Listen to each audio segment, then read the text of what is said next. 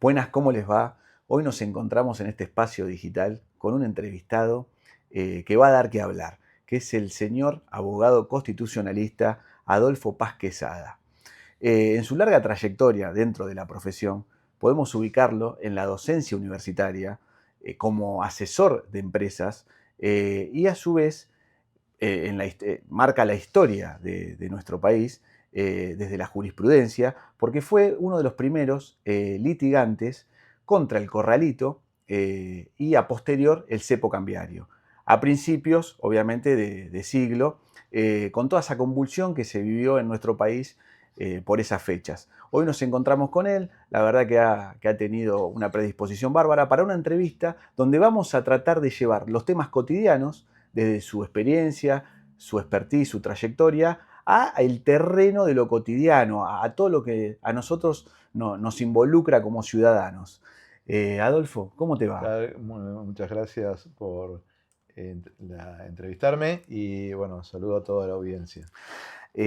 Adolfo, bueno, yo quería comenzar con esta entrevista consultándote primero, porque me han dicho que ya tu nombre tiene una historia dentro de la genealogía de por qué Adolfo. Vamos a arrancar por ahí. Bueno, Adolfo es una tradición familiar en mi rama de la familia Paz. Mi familia es bastante vieja, calculá que ha llegado al Alto Perú y de ahí fue bajando a Tucumán, Córdoba y luego Buenos Aires.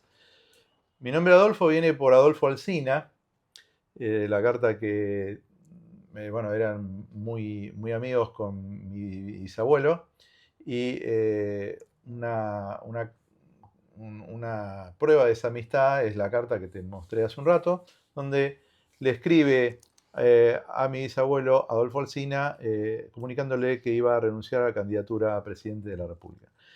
Eran tan amigos que, bueno, la zanja Alsina pasó por un establecimiento familiar, eh, establecimiento que fue la base para lo que es hoy la Ciudad de las Flores, porque mi bisabuelo fundó la Ciudad de las Flores, luego fue intendente de esa ciudad, aunque él mismo la fundó, y mi bisabuelo y mi abuelo fue intendente también de esa ciudad, donde hizo grandes obras, e inclusive, pues, una vez que se retira como intendente, hubo hasta una manifestación en agradecimiento de todas las obras que había hecho. Fruto de esa amistad de mi bisabuelo con Adolfo Alsina, al último de sus hijos, Adolfo Florencio, el que fue luego intendente, le puso Adolfo. Eh, Mi abuelo le puso el mismo nombre que él a su hijo, o sea, a mi padre, Adolfo Juan, que estuvo muchos años sirviendo al país como funcionario judicial, y mi padre me pone el mismo nombre a mí. O sea que esto viene de hace muy larga data el nombre de Adolfo. Y bueno, se podría decir que en estos tiempos tan de terapeuta y psicoanálisis, ya tenés una carga con el nombre, ya viene como cierta predisposición a encarar toda la temática que quizás vamos a tratar de abordar en esta entrevista, porque ya el Bueno, nombre denota, sí, es un poco, digamos, tradición familiar claro. que viene de muy larga data.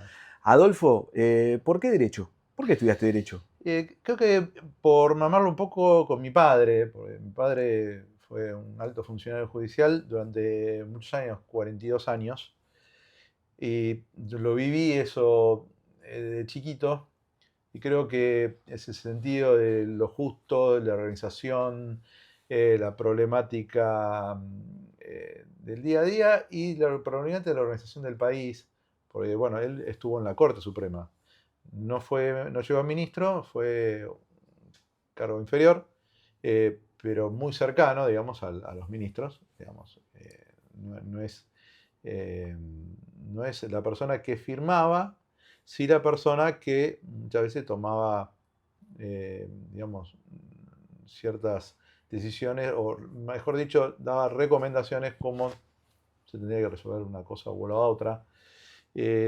También la parte administrativa, además, tuvo muchos cargos, pero bueno, eso yo lo mamé. Y bueno, en una familia que siempre se habló de la coyuntura nacional, internacional, política, decisiones de todo tipo, siempre se conversaban. Digamos que como que lo viví, lo mamé mucho de chico. Claro, es o sea, una infancia trazada también por la función pública de quizás comprender Claro, cómo exactamente. funcionaba. De hecho, por ejemplo, cuando yo ingresé al secundario, mi padre me enseñó a leer el diario cuando desayunaba antes de ir al colegio. Ah, Entonces, digamos, algo que hoy en día por ahí no es muy común, algunos puede que lo lean digitalmente, sí. pero bueno, yo leía en papel, no existía internet cuando ingresé al secundario. Cuando ingresé a la facultad, ya había computadora, no había internet, sí estaba el DOS, El añejo de OS. pero bueno, en la época que se leía en papel y leía el papel y leía varios diarios, no solamente un periódico, digamos, de una tendencia, sino leía varios. Recibía La Nación, Clarín, Ámbito Financiero, muchas veces El Claro. Cronista, 4 diarios. Entonces veía diferentes ópticas sobre un determinado tema y eso te va enriqueciendo un poco la forma de pensar, ¿no? Claro, Adolfo, el tema de tu rama constitucionalista, porque el derecho, bueno, uno está acostumbrado a nombrar a los abogados, siempre quizás el abogado está asociado con el conflicto, ¿no? Ujú. Porque aboga en el común denominador, pero hay distintas ramas que pronuncian, quizás están colindadas por las especificaciones. Entonces, ¿podrías más o menos describir a qué refiere un abogado constitucionalista al lado de un penal o de un civilista, de un civil? La Constitución es la base de todo el ordenamiento jurídico y está en la punta de la pirámide. Imaginémonos que acá arriba está la Constitución y después vienen escalones inferiores que vienen a ser los códigos, leyes, decretos, ordenanzas. En la punta de la pirámide está la Constitución y todo el ordenamiento inferior tiene que estar de acuerdo a la Constitución. Es decir, que es la ley de las leyes. Sí, en realidad debería ser, porque lamentablemente, y esto se viene enseñando en diversas cátedras de derecho constitucional del país, lo cual es totalmente horroroso decirlo, pero es la realidad y hay que verla, aceptarla y tratar de cambiarla, se enseña que hay dos constituciones. La audiencia va a decir, pero este doctor Paz está loco. No, lo que se enseña es que tenemos una constitución formal, o sea, la constitución que está en la biblioteca, la constitución de Alberdi, la de 1853, luego reformada, pero que en realidad no se aplica. Y tenemos otra constitución, que es una constitución material, que está formada por montones de disposiciones, leyes, circulares, etcétera, etcétera, que es la constitución que se aplica, que no está en ninguna biblioteca, está diseminada por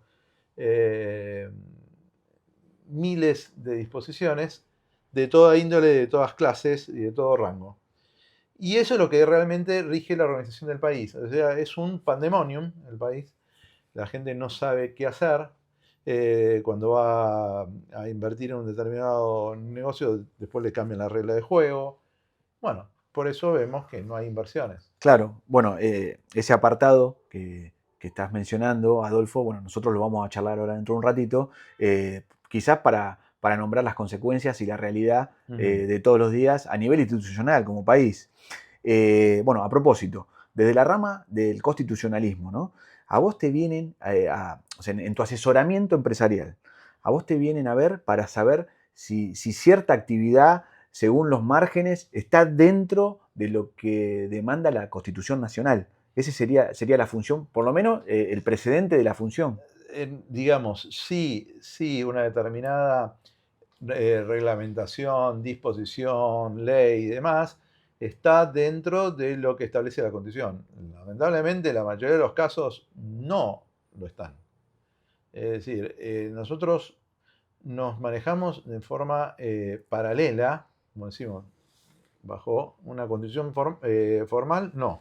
bajo una constitución material que no es la constitución de Alberdi. Por ejemplo, cepo cambiario. El cepo cambiario es totalmente inconstitucional. Y así lo dispuso la Cámara Nacional en lo Civil, ya la ve, fallo que fue un caso que yo llevé, que fue de casualidad. Después, si querés, comento por qué llegué a ese caso.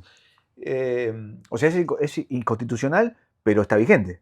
Pero está vigente. Esa es la paradoja de la República Argentina. Por eso que decimos que hay una constitución material que no tiene nada que ver con la constitución formal.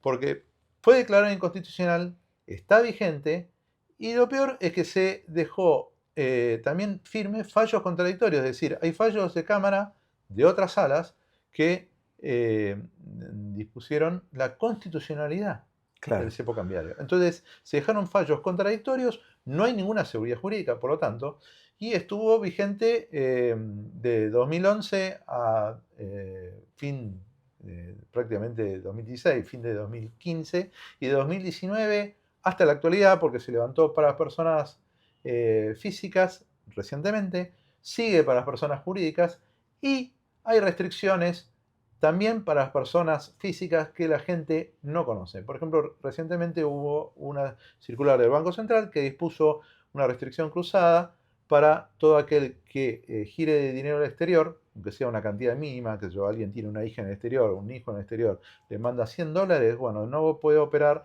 por 90 días en el dólar MEP. Es una restricción cruzada, que es una disposición reciente del Banco Central, que es totalmente inconstitucional.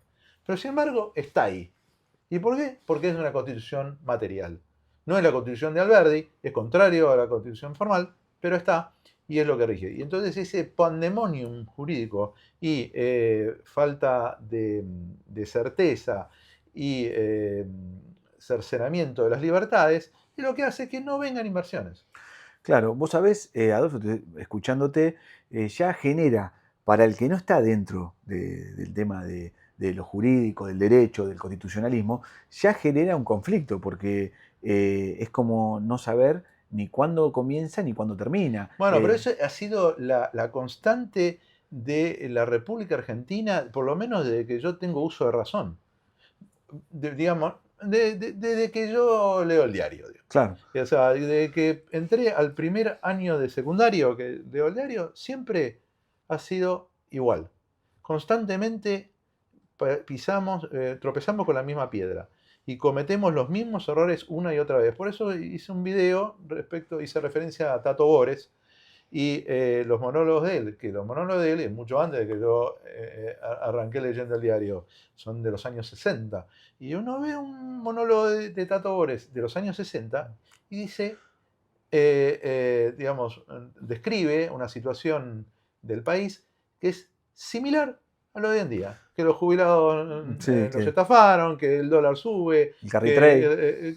Sí, digamos, que no era carry o sea, no era carry trade. Bueno, Mm. eso fue en los 80, en la época de la tablita cambiaria, que en ese momento le llamaban arbitraje de tasas. Claro. Pero que es lo mismo, es Sí. pasar de una moneda a otra porque la otra moneda le da mayor tasa de interés y después volver a la moneda de inicio. O sea, en algún momento se cruzan los portafolios y vuelven al dólar. Porque nadie ahorra en pesos. ¿sí? No, exactamente, claro. Bueno, ahí está parte de nuestro sustento. Adolfo, que ahora quería retrotraerme en el tiempo, al principio de siglo, ¿no? Mira, ya estamos hablando de principio de siglo, cómo han pasado los años, ¿no? Siglo de este siglo. Claro, de este siglo. La cuestión del fallo, el litigio contra el corralito.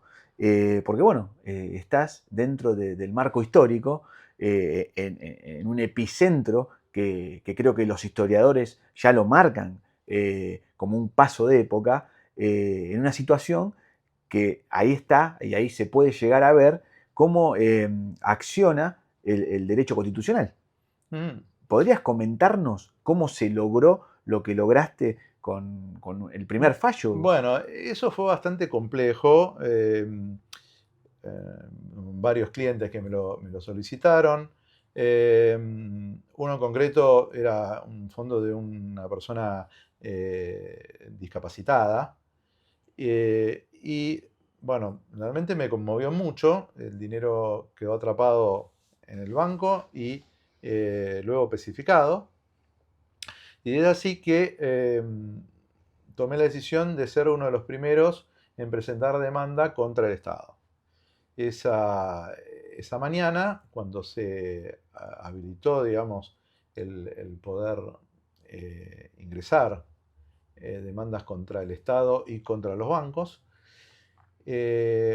había una cola impresionante. Yo fui a las 5 de la mañana, ¿no? Hace 5 o 4 de la mañana, muy, muy, muy temprano.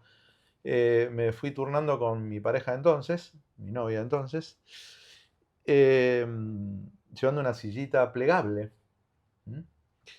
Y así fue una de las primeras demandas que se presentó.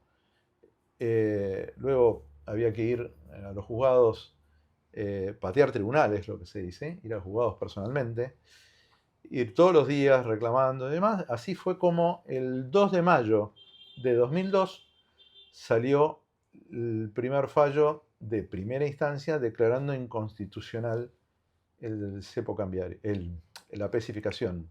Ese fallo lo dictó la juez María José Sarmiento en juzgado contencioso y administrativo. Y bueno, de ahí bueno, salieron unos cuantos fallos más. Sentó Y precedente. sentó precedente, sí, sentó precedente y le dio coraje a los demás letrados para que sigan litigando y defendiendo los derechos de los ciudadanos zorristas.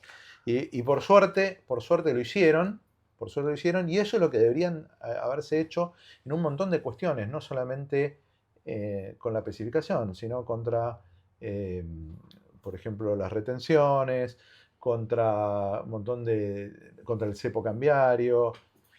Y lamentablemente la sociedad perdió ese espíritu, perdió esa necesidad de reclamar a las autoridades por el normal funcionamiento institucional. Hoy la gente y las ONG aceptan ese anormal funcionamiento de la República. Y eso lo estamos pagando con la falta de inversiones. La inversión extranjera directa hoy es negativa, es decir, salen más fondos de los que entran al país. Más allá de los anuncios, esa es la realidad, lo que marca los números del Banco Central, ¿no?